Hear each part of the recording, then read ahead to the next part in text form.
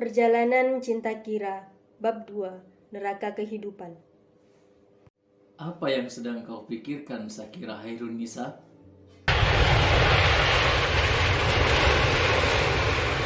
Jet pribadi itu baru saja mendarat, dan pertanyaan itu terdengar sangat jelas sekali di telinga Kira.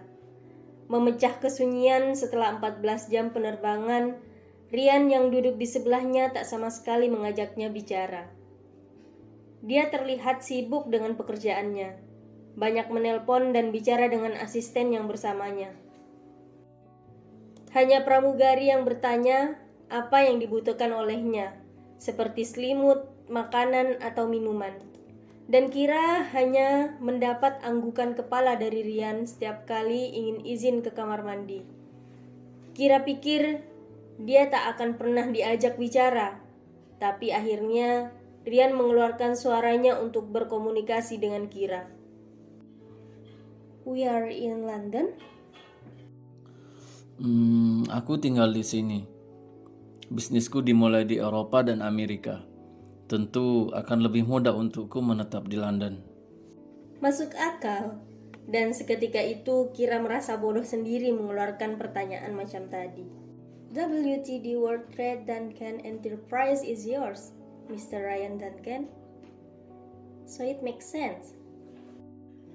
Keluarga Kira berhutang pada WTD Enterprise, salah satu perusahaan besar di dunia yang salah satu cabangnya ada di Indonesia. Dan perusahaan itulah yang memberikan pinjaman dan bekerja sama dengan perusahaan milik ayah Kira.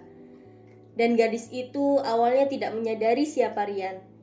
Tapi setelah pernikahan dan melihat nama yang tertulis di buku nikah mereka, pahamlah Kira kenapa dia bisa mendapatkan kesulitan dari Rian. Kau cukup pintar. Ayo turun dan buktikan selama tinggal denganku kau bisa menggunakan kepintaranmu untuk tetap aman dariku. Aman? Maksud Anda tidak mati dibunuh? Rian baru mau berdiri, tapi suara Kira yang berbisik menyeletuk membuat dirinya menengok dan tersenyum. Sedikit aneh untuk Kira melihatnya. Senyum yang manis, dan sesaat Rian terlihat seperti pria matang yang tampan, memikat dan penuh wibawa. Jauh dari sikap kasar yang didapatinya saat mereka pertama kali berjumpa di Indonesia. Aku tidak menyuruhmu untuk bertanya. Tapi sesaat kalimat itu terlontar dari bibir Rian, kesadaran Kira kembali. Rian Duncan masih pria misterius dan berbahaya untuknya. Aku bilang, ayo turun dan buktikan selama tinggal denganku kau bisa menggunakan kepintaranmu untuk tetap aman dariku. Bukan menyuruhmu bertanya padaku.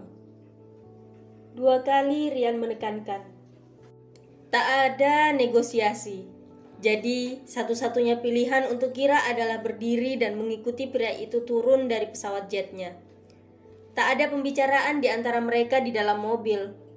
Kira juga tidak ada niat untuk berbicara dengan pria yang sudah merusak hidupnya, menghancurkan kebahagiaannya, dan membuat dirinya berpisah dengan pria yang begitu dicintainya. Untuk membuat lupa dengan perasaannya, Kira memilih menengok ke sisi kanan dan menikmati indahnya kota London di malam hari. Sangat cantik. London Eye, The Bridge, istana yang baru saja dilewatinya, dan hiruk pikuk orang yang berlalu lalang membuat dirinya tersenyum tipis. Mulai bisa menikmati keindahan yang disuguhkan di salah satu kota tersibuk di dunia, meski hatinya tertatih-tatih untuk bangkit dari semua keputusasaan dan ketidakpastian masa depannya. Sakira Hairunisa, aku tidak menyuruhmu untuk melirik ke jalan dan tersenyum. Tapi suara yang mengintimidasinya berhasil membuat mood Kira rusak. Dia pun menunduk. I apologize, Mr. Duncan. Sebuah senyum yang tidak dilihat oleh Kira terurai di bibir Rian. Tapi dia tidak mengubah gestur tubuhnya, sehingga pandangan Kira yang terhalau rambut tak bisa menebak apakah Rian marah padanya atau bagaimana ekspresi pria berstatus suaminya itu. Lakukan yang kuperintahkan, dan aku tidak terlalu suka kau berinisiatif. Itu artinya aku tak boleh melakukan selain yang diperintahkannya kah? Kira masih gamang. Lalu, bukan karena aku berasal dari London maka aku tidak bisa berbicara bahasa Indonesia. Tapi sebelum pikiran Kira menyimpulkan, Rian sudah menekankan lagi. Aku rasa aku cukup lancar bicara bahasa Indonesia. Shakira memainkan pikirannya seakan-akan dia sedang bekerja di luar negeri. Makanya memilih menggunakan bahasa Inggris. Ini tidak menyakiti hatinya, justru memberikannya tenaga ekstra untuk bertahan dalam ketidakpastian masa depannya. Saya mengerti. Tapi Rian menginginkannya bicara seperti ada di negara asal Kira. Tak ingin membuat hidupnya tambah sulit, Kira lagi-lagi menurut. Meski bosan, pandangan mata Kira tetap tertunduk. Dia hanya mengamati jari-jarinya yang masih dihiasi nail art dengan base colored. Cantik dan terlihat tidak berlebihan hiasannya. Cocok untuk pengantin. Turun dan ikuti aku. Berjalan dengan jarak 1 kaki di belakangku. Rian bicara dengan intonasi yang tidak terlalu menyiksa dan menakutkan seperti yang didengar oleh Kira saat pria itu menjambak rambutnya.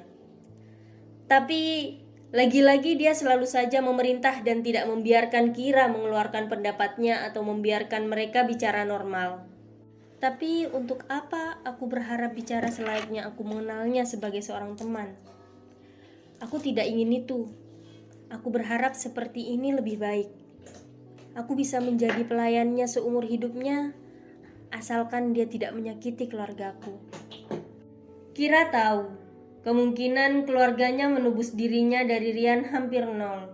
Utang mereka sangat besar. Beberapa jam lamanya di atas pesawat, Kira memutuskan untuk berdamai dengan keadaannya dan mengikuti perintah Rian. Dirinya mencari aman. Dan sebetulnya ingin sekali Kira mengangkat kepalanya untuk melihat keindahan arsitektur dan detail dari desain interior di apartemen itu. Tapi peristiwa di mobil tadi membuat dirinya memilih menunduk mengikuti arah langkah kaki Rian yang kini berhenti tepat di depan lift. Tanpa adanya suara orang berjalan di koridor lobi apartemen sambil sesekali ada yang bicara. Suasana dingin dan sunyi saat mereka di dalam lift terasa sedikit mencekam untuk Kira. Asisten Rian tidak ikut turun di apartemen, dan Rian tak mengajak Kira bicara hingga pintu lift terbuka dan pria itu masuk ke apartemennya. Selamat datang kembali, Tuan Rian. Bagaimana perjalanan Anda? Luar biasa, Charles. Rian diam sejenak dan kini tatapan matanya mengarah ke Kira. Ini Shakira Hirunisa, istriku secara legal. Tunjukkan kamarnya di lantai 2. Selamat datang Nyonya Shakira Khairunisa Duncan. Leana akan mengantar Anda ke kamar. Sebelum tiba di penthouse 4 lantai di komplek apartemen tertinggi di London, asisten Rian memang sudah menghubungi Charles dan memberitahukan tentang kehadiran Kira. Makanya mereka sudah mempersiapkan segalanya. Liana, antarkan kami. Kenapa kamar tidurku seperti kamar Tuan Putri? Besar dan sangat nyaman. Kupikir dia akan menaruhku di gudang. Dalam fantasi Kira, dia sudah yakin sekali kalau dirinya akan banyak menerima siksaan dari Rian. Tapi saat dirinya mendapatkan perlakuan yang berbeda, lalu Rian juga mempersiapkan kamar yang nyaman untuknya dan memperkenalkan dirinya sebagai istrinya. Pikiran Kira kembali gamang. Kira sulit menilai seperti apa pria yang menikahinya. Jika ada yang Anda butuhkan, Anda bisa memencet tombol 0 di teleponnya, Nyonya Duncan. Jelas Leana. Wanita berusia sekitar 40 tahunan itu sudah menjelaskan apa saja isi ruangan tidur Kira. Terakhir, dia memperjelas sekaligus sebagai kalimat penutup jika tak ada pertanyaan lagi darinya ingin undur diri. Tidak. Shakira tidak membutuhkan apapun darimu, Lina. Agak kaget juga Kira mendengarkan celetukan Rian sama halnya dengan Leana. Tapi dia sepertinya sudah biasa dengan temperamen Rian, sehingga hanya mengangguk dan menunggu penjelasan pria itu. Sedangkan Kira mendongak menatap Rian sehingga terlihat sedikit bodoh. Syakira Hirunisa tidak membutuhkan apapun dari pelayan di sini. Kamar ini adalah tanggung jawabnya. Makanannya adalah tanggung jawabnya. Dia bisa memasak sendiri di dapur, mencuci baju, apapun. Kalian cukup melakukan tugas kalian saja. Aku tidak ingin ada intervensi. Baik, kami mengerti Tuan Duncan. Pergilah. Selama bicara, pandangan mata Rian tidak pernah luput dari memindai dua bola mata Kira. Tatapan yang sungguh mengintimidasi dan sesaat membuat Kira seakan terhipnotis dan memandangnya terlalu lama. Kau suka melihatku, Syakira Hirunisa? Oh, barulah Kira menunduk. Maafkan saya, Tuan Duncan. Dia tak berani lagi menatap Rian. Ada aura dominan yang sangat kuat sekali dari diri Rian, sehingga kadang-kadang ini sangat mengintimidasi dan cara dirinya mengontrol sikap dan ketenangannya juga tidak nyaman untuk Kira. Terlalu menakutkan.